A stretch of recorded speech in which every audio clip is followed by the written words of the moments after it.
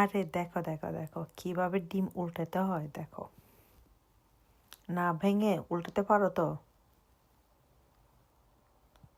না শুধু খেতে জানো? দেখো অনেক সুন্দরভাবে উল্টে গেল। এটার ভিডিও দেখো, পরের কাহিনিটা নিজেরাই বুঝে যাবা।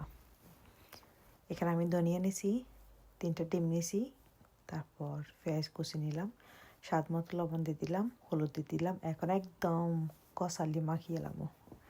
তারপর মিক্স করা হয়ে গেলে আমি এখন গরম ফ্রাইং প্যানের মধ্যে তেল দিয়ে ডিম ঢেলে দিব, আর একটা চামচের সাহায্যে এগুলো স্প্রেড করে দিব সুন্দরভাবে, চারপাশে সুন্দরভাবে যেন মিক্সটা মিলে যায়।